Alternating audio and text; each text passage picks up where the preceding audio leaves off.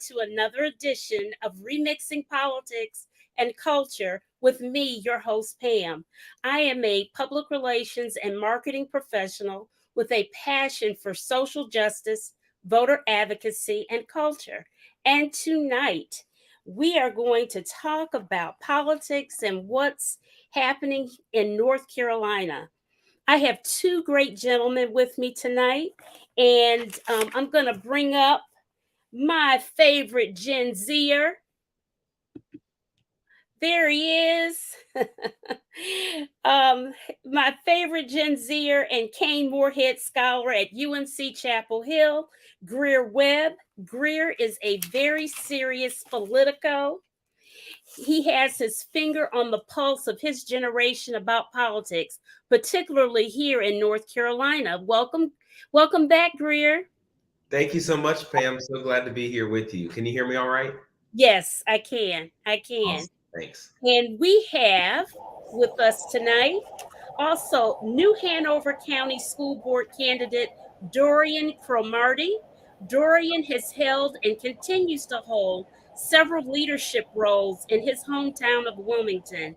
He is a proud veteran of the U.S. Army, the 82nd Airborne Division. After suffering severe injuries on a parachute jump, Dorian returned home and founded an organization called Almond Seed, which focuses on youth and mental health. He is the recipient of the first annual New Hanover County Equity Award for community service. Now he's the lone Black survivor of the primary elections for New Hanover County's school board. Equity and inclusion have never been more important in Wilmington's history, considering that the New Hanover County schools are literally being sued right now for unequal facilities among the schools there. So we're going to get into that later, but welcome, Dorian. Welcome back to the show. So Thank good. you for having me. Absolutely, absolutely, guys. So listen, there's a lot to discuss tonight. We're going to be free flowing, and I want people to feel free to look at the link in the chat, and so that you can participate. This is a equal opportunity show. We love our listeners to participate in the discussion in real time. Okay, so Greer, I'm going to actually start with you. Um, how are you personally feeling about these midterm elections in North Carolina? Well, first of all, as always, it's a pleasure to be here with you and with my brother Dorian there. I think that it's a very important election. I think we all know that. I think, as has been said before, and I'll just restate, this is one of the most important elections, if not the most important election of my lifetime. I think midterm elections are often overlooked, but this general election coming up on Tuesday, November 8th, and of course, early voting before that, it's critical. And so I think that young people across the state are ready. I think North Carolina is ready. It's just a matter of staying on our folks, staying on people in Black and brown communities, keeping young people engaged, and making sure that we're continuing to talk about the issues that motivate people, and we'll get them to the polls and get them to stay in touch with the political atmosphere and environment in this state all the way until 2024, right? Just about 2 years away, where we'll be voting for the president of the United States. And so it's important that with municipal elections, statewide elections, and federal elections, with the opportunity to elect those like Sherry Beasley to Yeah. Congress and Valerie Foushee and others, it's very important that we're making sure that we, as young people in particular, are continuing to talk and continuing to inform our peers. So I think we're ready, Pam, and I'm excited. What I'm hearing is that my friends are going to vote, that they do care about these issues like student debt and loan forgiveness, like the environment, like policing, and really are looking for a change when it comes to the political structures that guide our lives as American residents. All right, very good. I didn't even have to ask you the part two of my question because you answered it. Okay. So Dorian, how are you doing, my friend? How are I'm you? doing. I'm doing well. I'm doing well. I've had a actually fun and full weekend. A lot of my family came down from came up from Georgia this weekend to celebrate My great aunt, who is my grandmother's sister, she received a Lifetime Achievement Award from the North Carolina project, lead project, and a Lifetime Achievement Award, the Mhm. lowest award. Her name is Gwendolyn Flowers. She just retired from realty here in New Hanover County, so we had a fun weekend Okay. celebrating, and I'm doing well. I mean, I've just been canvassing, meeting the voters, talking to new people, and I think the best part about campaigning is just canvassing. To be honest with you, Mhm. you meet. I like to be in the trenches, as they say, and to find out what is really going on in the community, and just meeting people and talking to them and figuring out what is holding them up from being successful members of society is just something that I just love to do. Okay. Okay. So I asked you how you were doing because I was Mhm. being a little facetious, tongue in cheek, since Trump was in your neighborhood on Friday. And so I just wanted to, I tried to Mhm. watch a recap, but I just couldn't do it. Mhm. I couldn't get past, I don't even think I got past 2 minutes and I had to cut it off. But anyway, Hey, um, how did you manage through that? I'm what curious. Well, here in New Hanover County, we had a counter protest for President Trump, Uh-huh. former President Trump, and from what I didn't go to it because my mother came in town and other aunts and uncles. I didn't go to it, but I did see the pictures and watched a couple of videos, and I Hmm. think it was successful. I don't know what they did at the Trump rally. But Hmm. one thing I do know that they did without even having to go to it or even watch it is I know that they for sure spent their time spreading lies and mistruths. So one thing we have to be aware about is in this 2022 election that is so very important that we have to make sure that all the information we are receiving is factual. Yeah. And something about facts is you cannot debate the facts. No, you Facts just, don't care about your feelings. no, no. So yeah, so I'm hoping that the people that were there went home and verified what they were told. We have some awesome candidates running like my brother says, Cheryl Beasley. I met her a couple of times and Mhm. I absolutely love her. I She's do. yeah, she's the woman for the job. I don't care what they say. She has the qualifications. She Hmm. knows what she's doing and Hmm. she's a trusted ally. So I hope that the people of North Carolina are prepared to vote and Yeah. be informed when they vote. Right. Well, one thing about Sherry Beasley, I mean, she was only our state's Supreme Court Chief Justice, okay? Hmm. And Ted Budd, all I know about Ted Budd is him walking around with a Glock in his hip on the border. Y'all remember those commercials? And then all of a sudden he showed up in khakis in a grocery store. So, I mean, what was that about? Sure. I can't handle it. Can't handle it. So Dorian, let me ask you too. We got to say, Dwayne Reed says, my brother was in the 82nd Airborne and served in the Iraq War. So I salute you, Dorian. Oh, well, absolutely too. And something that, or I don't know, a lot of people don't know this, but tomorrow at Fort Bragg, it is the start of All American Week, where they basically are going to be showcasing everything that the military can do. And it's an interesting week. They do a mass tech jump on sometime later in the week. I know tomorrow is the division run, which is about almost 20,000 soldiers running for about, I believe, 5 miles, singing cadences. And it's an interesting thing to do. I'm going to try my best to be there tomorrow morning. Huh.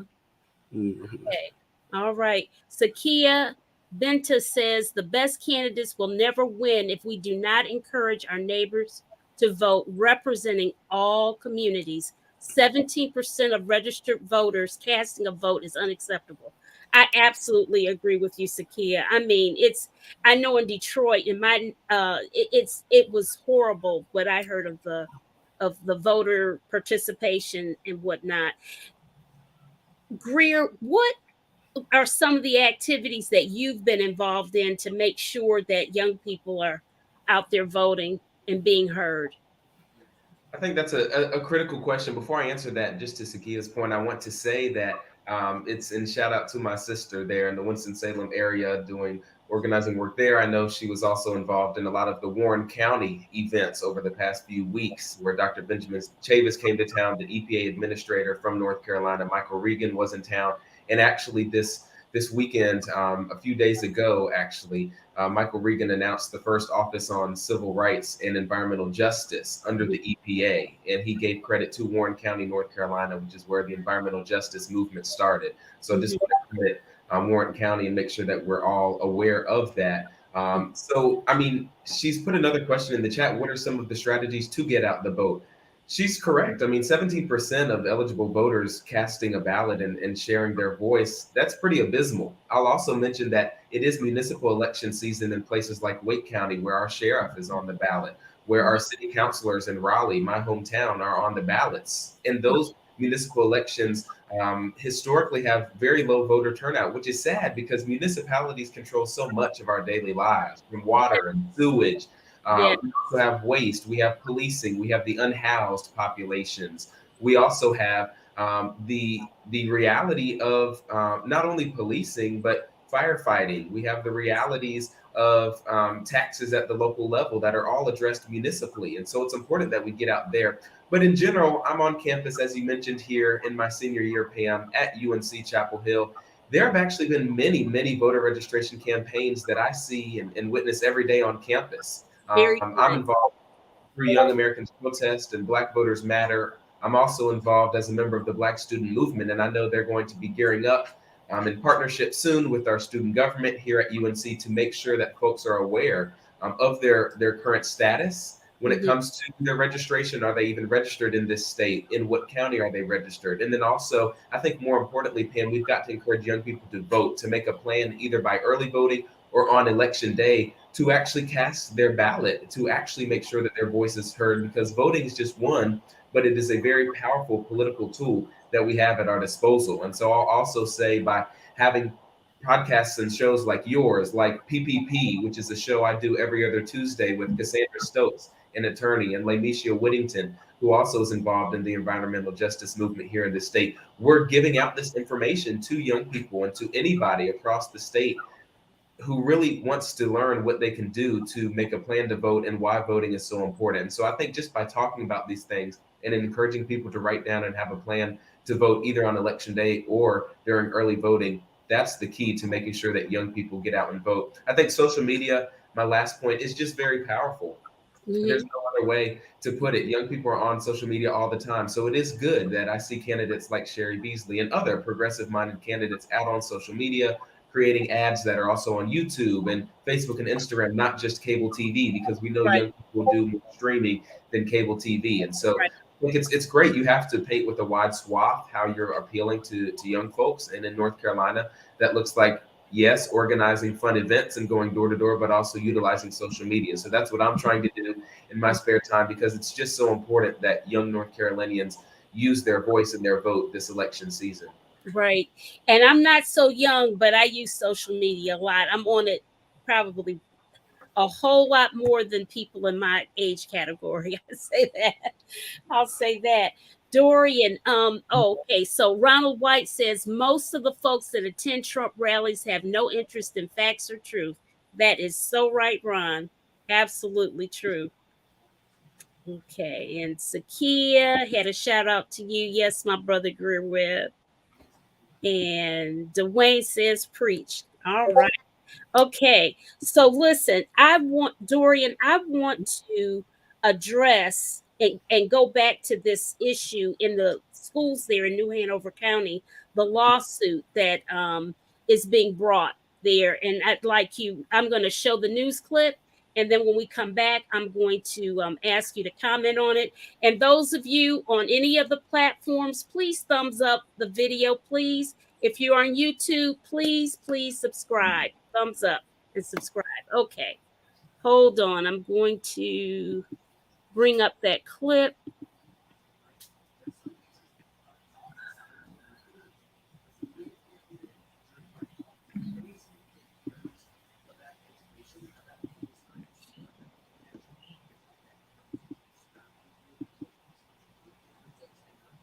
All right, here it is.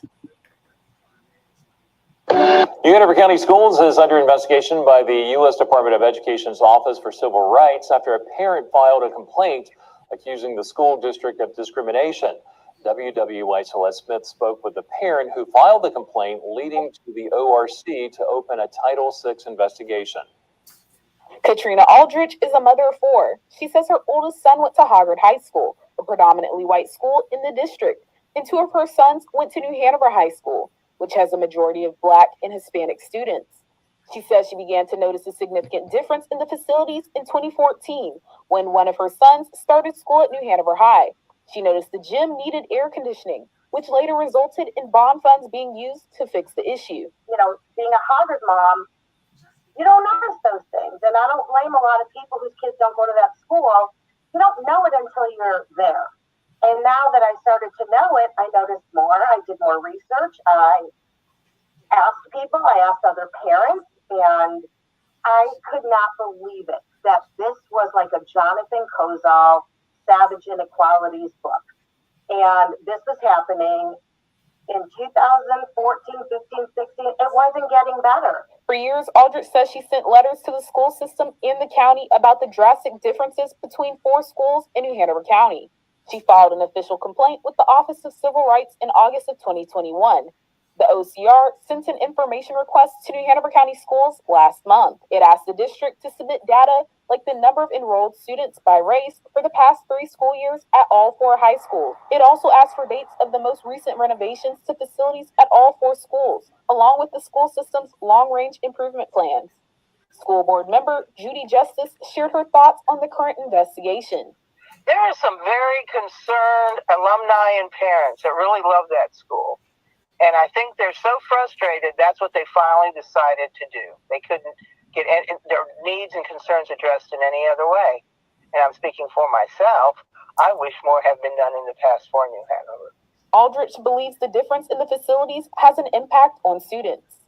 The message that's being sent to the students that walk into that school every day, and it's the message that's being sent to the students who don't walk into that school every day.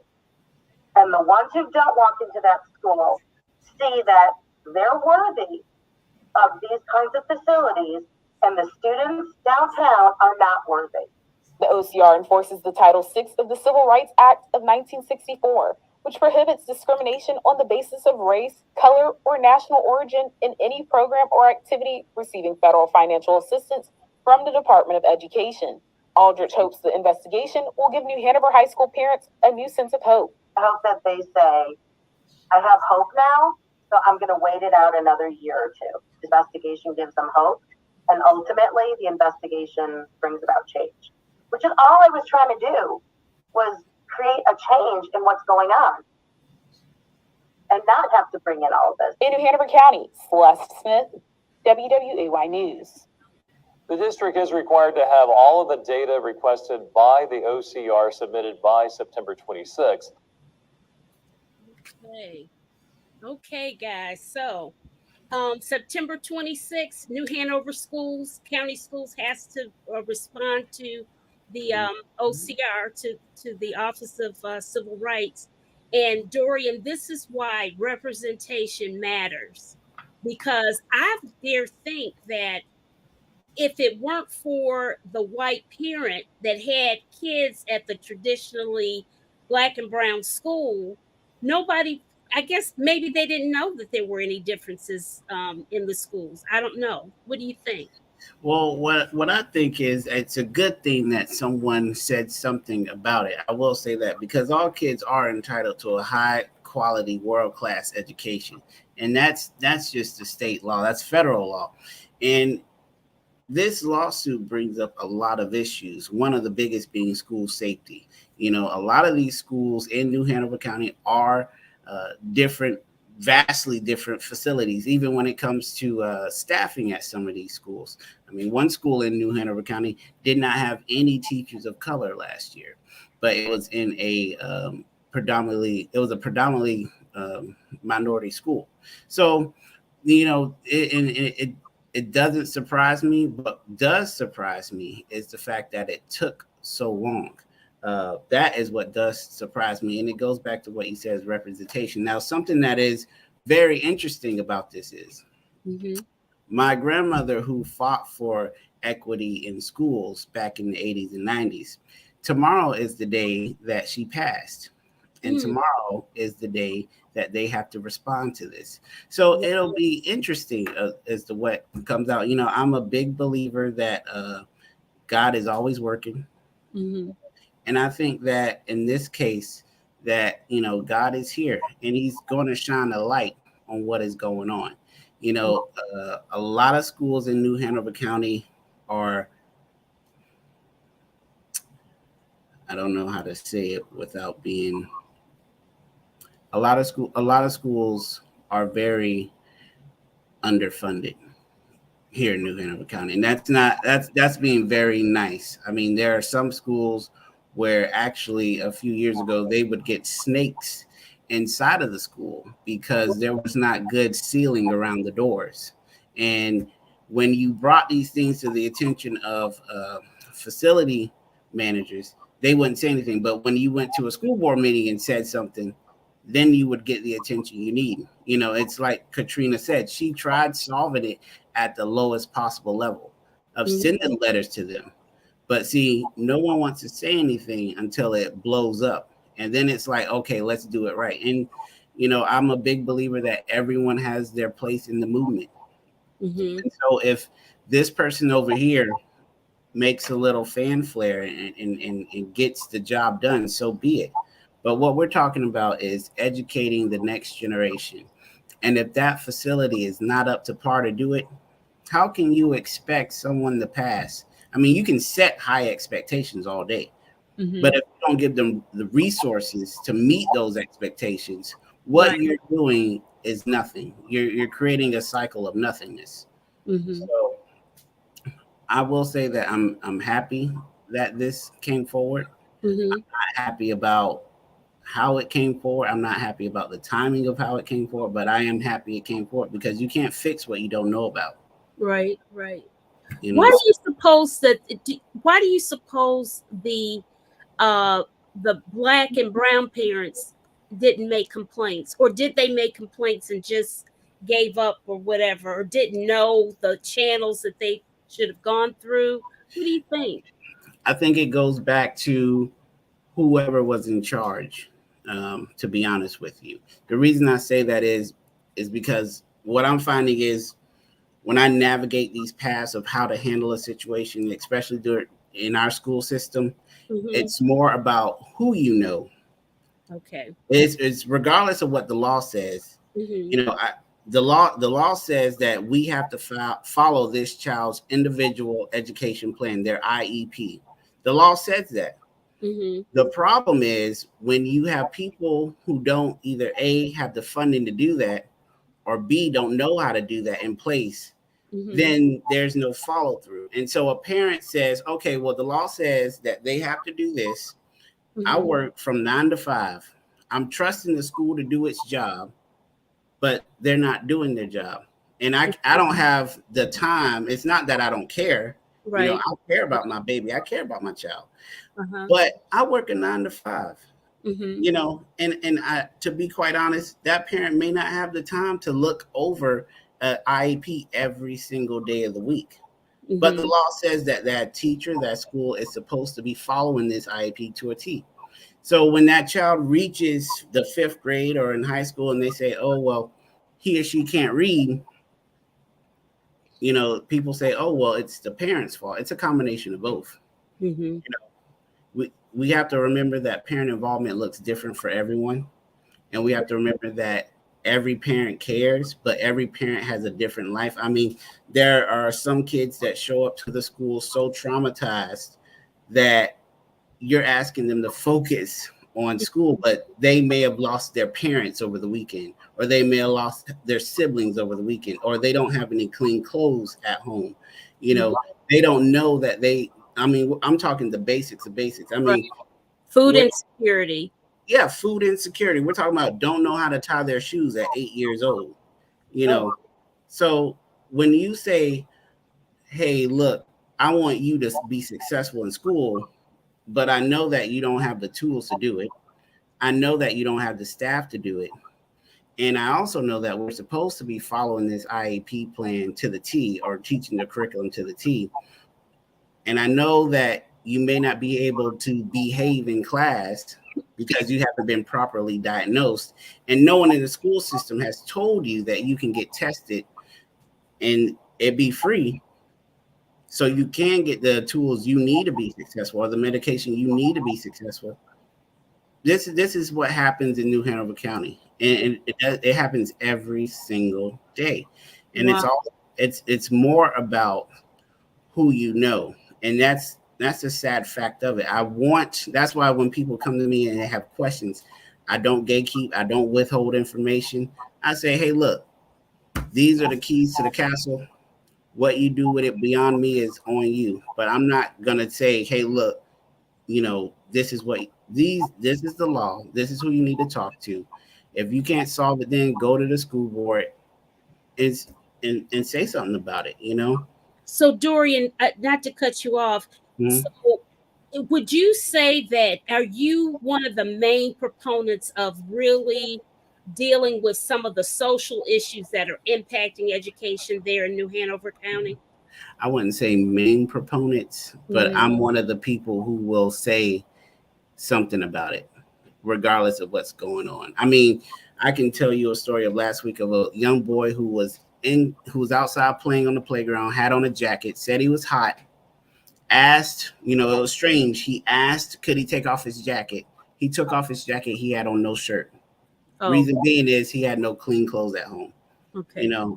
That's the type of stuff that's going on in the school system. And unless you have that proper professional development, with these teachers, which And goes social workers, you suppose? and social workers, and everyone, professional development for everyone. Unless you have that proper professional development for those people in the schools, then these are the issues that are oftentimes overlooked, because you have teachers that come fresh out of college and they move here from Kansas City, or they move here from Texas, or they from wherever, and they're not aware of what is going on before they get here.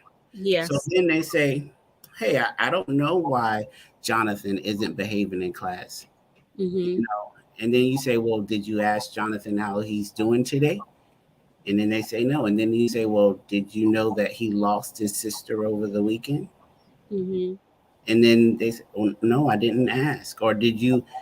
I don't know why he's always hungry. Well, I don't know if you know, but his mom hasn't had a job for 3 months. Did you ask, do they need Nourish NC to come by to give some? I mean, this all goes back to funding, and that's why it's important that we vote this election season to get the Leandro plan funded. Okay. I know that Greear, among all the things that he does, and I don't know how he manages to do it and keep up his grades and all that good stuff, but Greear is very much involved in this Sidekicks Academy here in Durham, North Carolina. And it's a mentoring program and some other things. Greear, speak a little bit on what you do, what Sidekicks Academy is all about.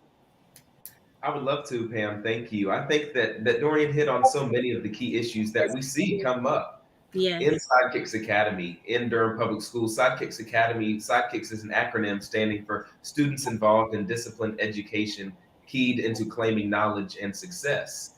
And it's a Taekwondo plus character education program that teaches social justice. So we're talking about Black and Latina history. We do mental health counseling into Durham Public Schools, and we also provide academic tutoring and bring in volunteers who are vetted by the school system and who help students catch up on their work. We're talking about 3rd, 4th, and 5th graders. And so often, to Dorian's point, we see that there's a lack of funding when it comes to public schools across the United States, but especially here in North Carolina, not meeting those federal, not meeting those state constitutional standards of providing a free basic education, a holistic education to our students, regardless of race. I mean, to Dwayne Reed's comment, I mean, when you fail to educate any segment of the population, our country loses. They're so correct. We know, and history tells us, when you really uplift the most marginalized among us, you uplift us all. And so we know that those who have been historically marginalized in the United States are youth, are Black and brown people and communities, are those that are low on the socioeconomic ladder. And so just to comment briefly on that lawsuit filed with the Office of Education Civil Rights Department, yes, I think Dorian's point is very valid. And I agree that we need to address so many of these societal and social concerns. We need to increase funding so that we can meet the national recommendations for school nurses and school psychologists. I mean, it just makes no sense. How can we go to school on Monday, but on Wednesday in our K-12 public education system, there's no nurse? Or on Tuesday, we go to school and the psychologist is there, but on Thursday, she's not or he's not. And so what are students supposed to do? And I think we've made teaching more burdensome. A, we don't pay our public school teachers enough. And B, they have to do it all, from daycare to psychologists to protecting their students from murderers. I mean, one of the complaints filed in the alleged lawsuit is, to Dorian's point about rodents, rats running around the school, the gym not being regulation size. There was an issue with the security of the front door locks on the school. That's dangerous. I mean, we're in 2022, and when legislators are failing to fund public education and protect our students, and they're also failing to pass gun control legislation, those are two big whammies that, when they unite, form a very dangerous situation. And so So it's very unfortunate to hear that this is happening in New Hanover County, and that students from predominantly Black and brown or historically Black and brown schools, we have white parents now even recognizing the gaps. That wouldn't have happened, many decades ago. So to see allies and to see people that really want what's best for all students and the friends of their children, that's powerful. And so I hope they do get it figured out. And I hope that the federal government under Biden administration come in and say, hey, we're not going to allow this to happen, not on our watch.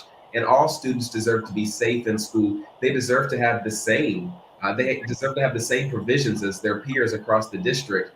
And I think it's unfortunate, to your point, Pam, that there aren't more school districts that are funded how they should be.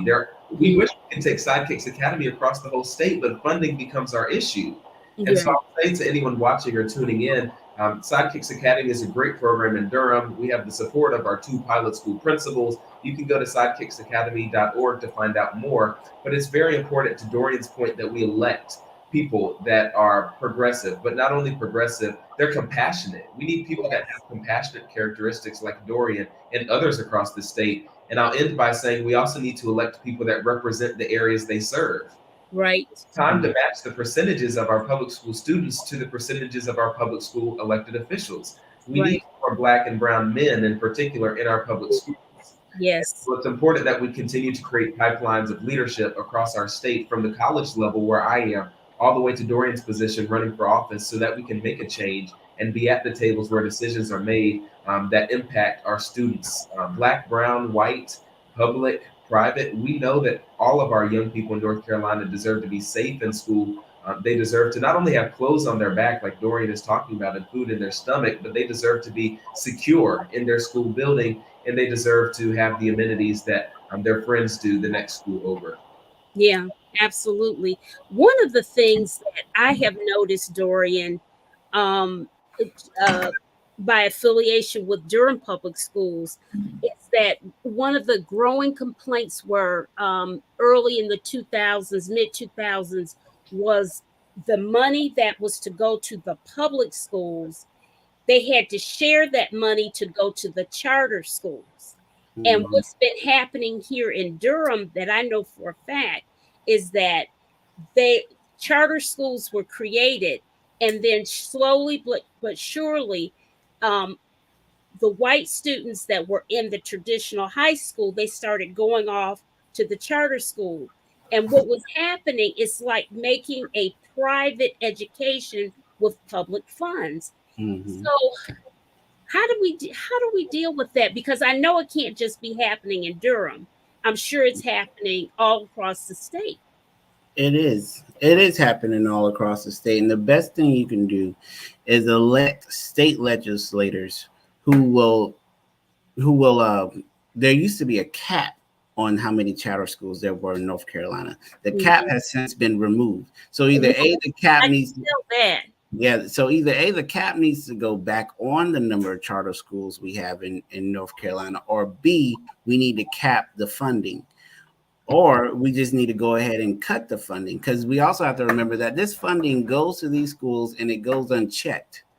So if it's going to a Christian school, we're now funding educated religion. I mean, and that's something that we're supposed to have a separation of church and state, and Yeah. that's something that it's unregulated. You don't know what those funds are going towards. It could be going towards anything. So, it's something that I think, quite honestly, is very dangerous. It's a very dangerous path to be giving public funds to these institutions that have religion involved with them. Education needs to be well-rounded and centered around our young people being productive members of society going forward. Free thinkers. We need to be telling our students how to think, not what to think. Right. Does that answer your question or your statement? It does. It does. It does. I want to know, Dorian, how do you feel your campaign is going? I saw where you got another endorsement. I saw it on one of your Insta stories or Facebook stories or whatever.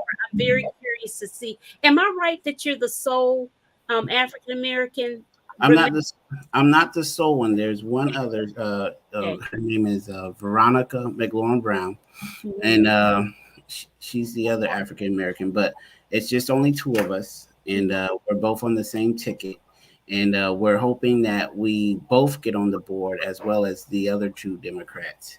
But it goes back to voting, like we talked about earlier, that there is only about, I believe, 19% of African Americans in New Hanover County alone.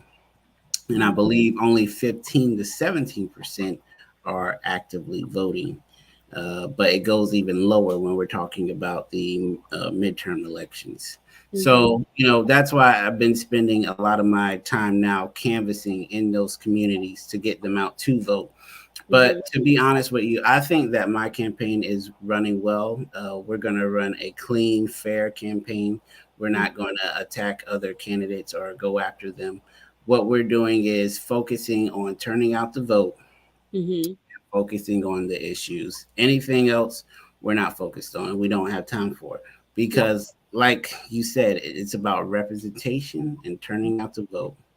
And what we need to understand is that in order for us to fix the problems, we have to have a seat at the table, not just be on the outside of the room shouting what our problems is. We need to have a seat at the table, because in order for the cycle to be broken, we have to create policy that breaks that cycle. Fredia and Butler says some parents feel intimidated when they speak with people in education. This makes some educators think that parents are not interested. Let's bridge the gap. And that's true. Once upon a time, I remember when I was a little girl, and that was a long time ago, teachers were looked at with such high regard and esteem. It was like, oh, that's a teacher or whatever, And now it's not. And it's all, I've always said that education needed a great big PR campaign makeover to rebrand itself literally as a profession. Because it is a profession. It is not looked upon that way. And then by you having so many teachers saying, well, I spend my own money to buy my materials or whatever, you don't hear business people talking like that. So meek and mild about how they spent their own money for this corporation if it's not theirs. You know what I'm saying? So it's these very it needs a whole rebrand, a whole new retooling, and a whole new self-esteem awareness of teachers. Yeah, I agree. I mean, to just respond to this comment before we move on to the next topic, into your statement, Pam, not only do we need a kind of not even reimagining, but like you said, a rebrand when it comes to public education in particular. Teachers shouldn't have to be spending their own money on chairs, on whiteboard markers, on erasers, on pencils and pens for their students. We shouldn't have to have an Amazon wish list for our teachers and a registry like folks do when they're having weddings or children. I mean, these are public school teachers, and everybody, Pam, and I know you know this well, Dorian as well, can point back to an educator in their life who's changed their life. But we don't treat educators and hold them in the same high regard we do as doctors or even lawyers. As much as people love to, get on lawyers, everyone needs a lawyer. Everybody can think of a lawyer in their family or in their networking circle. Everybody can point back to a teacher who's changed their life and the lives of those around them. And so we do need to rebrand teaching. We also need to better support our teachers. And to Dorian's point, I won't rehash what he said, but charter schools, they've been proven by data to be examples of white flight. Yes. They perpetuate white flight because the majority of charter schools are predominantly white, yet they get public school funding. And as Dorian said, there are fewer regulations surrounding them. So I just wanted to throw that out there. That's a phrase that people may or may not be familiar with, but definitely do some research on public schools around the country, charter schools specifically, and how they perpetuate or further white flight. Now, to this comment about some parents feeling intimidating when they speak with people in education and bridging that gap between parents and educators, I think that's key. We have to make sure, and Pam, I think what you were alluding to are some of these attacks on educators that we're seeing. You've got the critical race theory, which is still relevant. Well, it's not really relevant because it doesn't have any factual basis, but people love to bring it up around election season. And teachers are being made out still to be these folks who are pushing a bias, which is so largely unproven. Some of these conversations are just so ridiculous, they're not even worth bringing up. But when we talk about major moments of national trauma, like slavery or the Holocaust, when it comes to international trauma, we know that there is only one side to those two topics, and that's that they were both horrible, terrible, yet policies were made as a result of those two incidences that furthered the oppression and marginalization of people based on religion, based on race, and that is not okay. There's no other side to teach that either of those two things are good, for the record. Now, except Ron DeSantis, because today he made some crazy comment. I can't even remember what it was, but he made some reference as to slavery, and it was the American founders who decided to end it, or something he said that was utterly ridiculous and non-factual, and shows that he needs to go back and get his history lesson. And I think Harvard, did he go to both Harvard and Yale? They need to get their degrees back. I mean, we could do a whole segment on that. I mean, you've got all these folks that Ted Cruz has a Harvard degree, and all these folks that are just spewing these ridiculous beliefs right now, especially when it comes to brown folks in America and all these immigration stunts. Really, that's what all of this is. It's a stunt. It's a ploy to elect people. And Pam, I want to mention this before we move on. These are not only stunts, but they have to do with the future. As we saw with Roe versus Wade, these are coordinated efforts to attack education, to attack our political system, to attack women's reproductive rights and healthcare. But it's not just about those topics alone. It's a coordinated effort by these people on the Supreme Court and by right-wing conservative folks to push this agenda of taking complete control away from American people, and specifically continuing to oppress and marginalize those that have not been given rights or have been given rights so late in the game that we're still playing catch up. I think immediately of the generational racial wealth gap and this student loan debt forgiveness plan that I'm grateful has been passed. And by the way, the application for college students that have graduated college opens in October next month. So be on the lookout for that. But the way that was attacked is just absurd. I mean, we know that Black and brown folks and folks that don't have as much money are playing catch up and are starting the race 5 paces behind. And so, again, to tie it back into this point, we do need to bridge the gap between our educators and our parents. And what I say often is that education is the first key to true change. Not only is education the key to change, but we have to personalize politics. The root word of politics, POL, means of a community or of a people. And so if you care about people, if you care about your neighbor, if you care about your colleagues, if you care about those that are attending school in your neighborhood, then you care about politics. So it's okay to be political. We should be encouraging people to be political and stand firm on their beliefs and act on their beliefs, as long as those beliefs are not damaging other people, harming other people, and infringing on their constitutional rights. I guess I'll leave it at that. Right. Well, and Dorian, we know where your heart is. I mean, you've got that whole history, long history in your family with your grandmother as a prominent educator there in New Hanover County, and your mom, Mm-hmm. prominent educator in New Hanover County. And so, it, are you dealing with any candidates that are talking about book bans and things like that?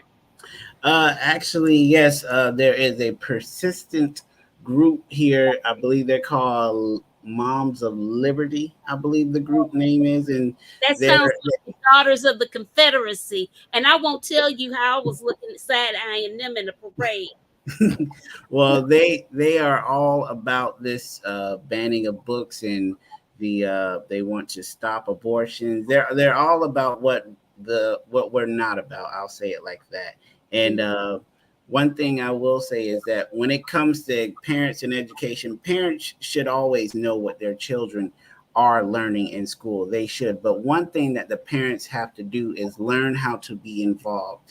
And one of the best things a parent can do is join the school's PTA. That's how I got started in education here. I joined a PTA, and anyone in New Hanover County can join a PTA and go to any PTA meetings. Last week I went to Castle Haynes PTA, and we had a countywide PTA meeting, and you learn so much stuff about PTA and how much power a PTA can have. There are some PTAs here in New Hanover County that have so much money, they have a foundation. So What? yeah, oh yeah, there's some rich PTAs here in New Hanover County, and then you have some PTAs like mine, who we just have $2,000-3,000, and we're just doing what we can for our teachers and our kids, and so it's all about of course being involved, but you also have to understand that the principals have to produce growth and proficiency in these students, and they don't. The principal's job is just that in itself.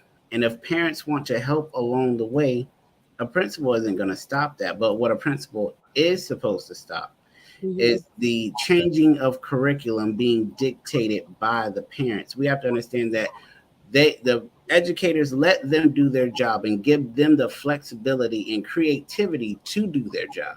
I had a teacher who had a student, could not read that well, but what he could do, he could sing. And that teacher was creative enough to say, well, sing while you read. And he could do it.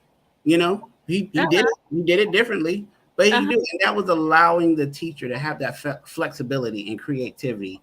And that's how you start to rebrand education. The workforce of yesterday is different from the workforce of today. Absolutely. You know what? Not to cut you off, I've heard, and I don't know, I'm in the media so much. I'm one of those older people that is constantly on social media, and I can't remember where I heard something from, but there was a conversation that every one of us in the future will be doing work for ourselves.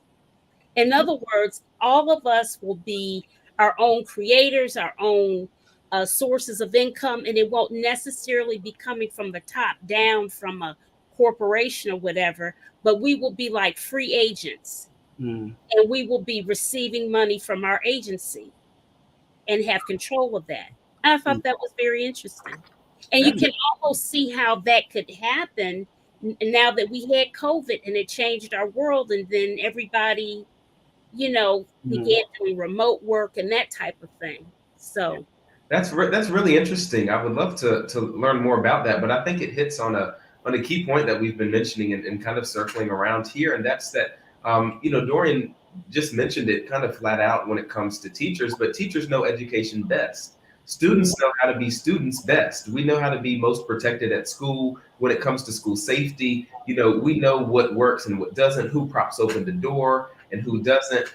Parents know how to parent best. They know what their child is like at home better than an educator, of course, and better than any other profession. And so I think it's important that we lock in and see how can we, to Mr. or Mrs., I can't see their profile picture, but Butler's point about bridging that gap I think it's very key that we're working together to say, hey, we each have our own role in society. How can we work together to better our future leaders? I mean, the banning of books is one of those conversations where I feel like those of us on this call are well aware of what's going on. And so there's no need to really go too deep, but it's absurd, right? I mean, we have a lieutenant governor in this state that agrees with ideas like that, who might be running for governor in 2024, and we need to we need to make sure that we're I see Pam putting her hand in her hand, but I mean, we have to make sure that folks know how absurd it is, and that there are people out here with a chance of doing politically well that hold these ideas because of the battleground state North Carolina is. And so I think it's very key that we not only vote, but we use our voices for positive change across society, and especially as we gain more agency over our worth. And I think it's important to kind of round this out, to go back to Dorian's point, since we're talking about education. I mean, we're here with a candidate for school board and two people passionate about education, and Pam and myself. We have to, yes, trust our educators, but we have to also understand the ways that these systems are not always working for or in the best interest of students. The over-testing of our public school students is something that I've become acutely aware of as I've been in two public elementary schools. And this is not to throw blame at any of the local districts or systems, but these students are tested way more than I was in kindergarten through fifth grade. I'll tell you that. And they're taught to they're being taught to the test, and that is not a holistic way of learning. It's not. It's not sustainable. It burns out students. It tires out students, because when they're faced with a real life situation, or they're in another scenario in which they need to use the material for the material's sake, they become critical thinking. Right. Go ahead, Dorian. I was just going to say, they don't even teach cursive in school anymore. So when you ask a student to write out a check for their rent or sign the bottom of this contract, they're writing in print. You know, or the first two letters might be cursive and the rest is in print. And so, this standardized testing is not good at all. And like my brother said, it's not sustainable. It's not real, true education. Like you said, they need critical thinking. They need that. I mean, to be able to problem solve outside of a controlled environment. Exactly. And so when you have a child that does not know how to critically think outside of a controlled environment, what do you have? You have them now acting out, and they're acting out as a child. But when that child becomes an adult and you still have that same problem of not being able to critically think outside of a controlled environment, now that's when you have violence. And now that is how you create the school to prison pipeline. Yeah, that's so true, Dorian. I mean, you've given me the perfect chance here as we wrap up to chime in again about Sidekicks Academy of Durham. Our motto is shifting public school students from the school to prison to the school to success pipeline. And we're finding that it starts early as third grade. These students are looking for mentors, for positive images in their community. They're looking for people to trust and build a relationship with. And we want, especially in Durham, with all of the negative narratives out there, we want people to know that these students have hope. They have promise. They're more than a test score. They're more than a news story about gang and gun violence. These students want to perform, but they don't only want to perform well on tests. They want to perform well for their positive role models, for the people in their lives that they look up to. They want to perform well when it comes to the martial arts in Sidekick's case, but also when it comes to being a good student, to contributing to community service projects, instilling those types of thoughts and those positive mindsets of how can I be a positive contributor to society. We've got to start it way earlier than we do, because we know that when we implant, not necessarily implant, but when we impart that knowledge, when we impart the idea and the belief that, okay, I'm more than just an individual, I'm a member of society. What is my role to better society? What is my role to call out injustices and work toward justice? When you talk about the Black and brown students that make up the majority of Durham public schools, they need support. And unfortunately, the state is not giving the school system support. So we're doing what we can to stand in the gap. But we need more people out here like Dorian. We need more people in the community that are willing to volunteer their time, their money, and their efforts toward these organizations, toward these initiatives that really work to make sure that all students, and we have white students in Sidekicks too, because we know that they'll benefit from academic tutoring. They'll benefit from Black and Brown history. This idea that we're going back to segregation is just ridiculous. If you just don't want your students to learn about history, then say that. But don't say that, Black folks and brown folks are out here trying to segregate again. That's not the case. We're dealing with reality, and we're trying to make an America that actually lives up to the values, as Dr. King says, that were written on our founding documents. Pam, to your point earlier, that these slaveholding signers of the Declaration of Independence and Constitution had slaves when they signed the documents. So I don't know what Ron DeSantis is doing. Idiot. He's just playing games and stuff, and I can't stand it. Let me read. We've got 2 more comments. We need both of you in Detroit to attend community meetings and help us. 85% of our people did not vote in the primaries. I pray every day for a change. 85% in Detroit didn't vote. That is insane. That is insane. Yeah, that's nuts. That's really got to change. I'll be quick here, but I'm assuming by our people we meant people. Black folks, right? And we've got to do, because Detroit is primarily Black, except in areas that's getting gentrified now. Exactly. And we're seeing that in places like Raleigh and Durham as well. I mean, I'll just say this. I think it's so key that Black men in particular get out and vote. Black women have been carrying the Democratic Party along with white women for a long time. So Black men, Latino men, we need to get out and vote and hold our elected officials accountable and do everything else that we can to better our communities instead of just sitting at home. At least try and add voting on. If you just see voting as something that doesn't really matter or make a difference, try voting and doing everything else that you've been doing. If you haven't been doing anything else, get engaged in your community, have dialogue with your elected officials. I think something that we do in communities of color, but also in general too often, is we think that because of America's history of racism and segregation and discrimination that folks don't want to hear from us, but we have to make them hear us. We have to protest. We have to vote in large droves. We have to call up and send out the emails and show that we have receipts saying that we care about our students' education, saying that we care about the environment and gun violence. So I think it's very unfortunate. I'll let you get to the last comment, Pam, so we can stay on time. Yeah. So Ann Bush says, vote and continue to be active in the home as well as in the school system.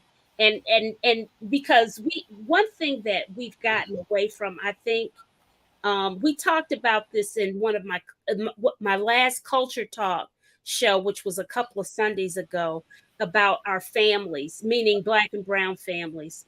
Well, let me say this, primarily Black families, that we have many broken families and that we don't have the traditional mom and dad there as support.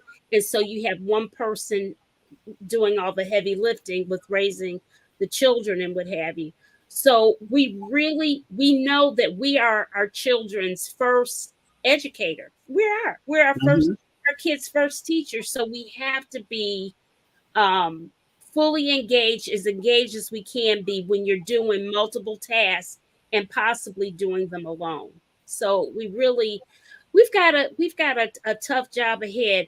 Dorian, I want you to wind us up here and tell us what people should know about you as a candidate for school board in New Hanover County, Wilmington, North Carolina. Okay, I'll say this. So what I'm fighting for is safe schools, high quality, world-class education for all students. All learning styles are encouraged and supported in opportunities for workforce preparation going forward. And also that people need to understand that if your vote did not count, they would not spend millions and millions of dollars on voter suppression. If your vote did not count, they would not spend millions and millions of dollars on voter suppression. So you need to vote because people are working against you, spending millions of dollars, and it takes 2 minutes to vote. Amen. It takes just 2 minutes.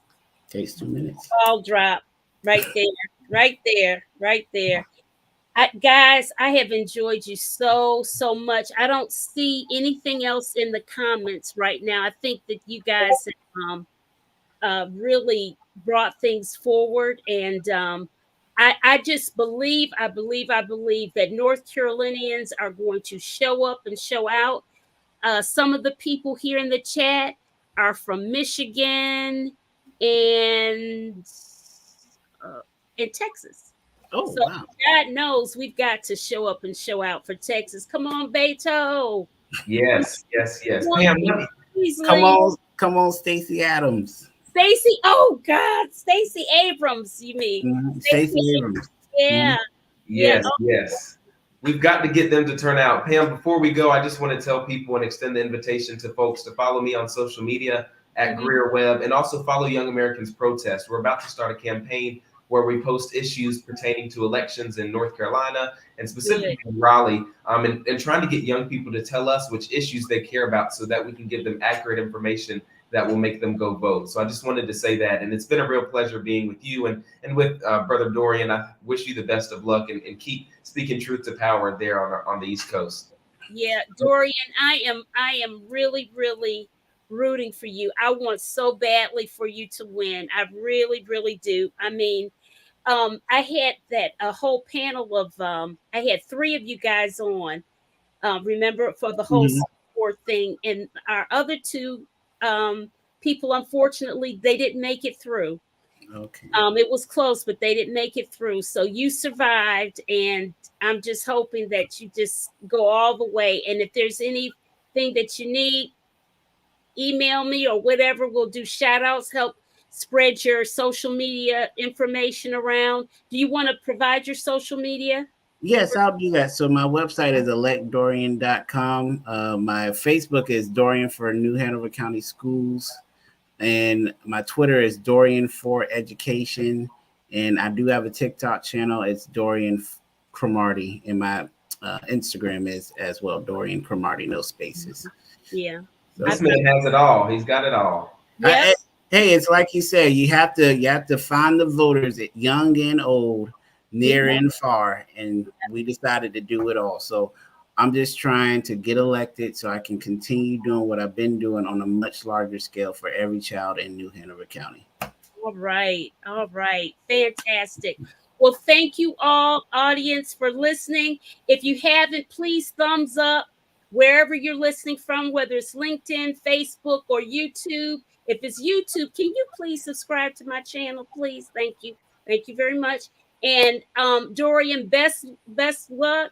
Greear, best luck to you your senior year and all that good stuff. All right, let's say good night to everyone. Wave them off. Good night.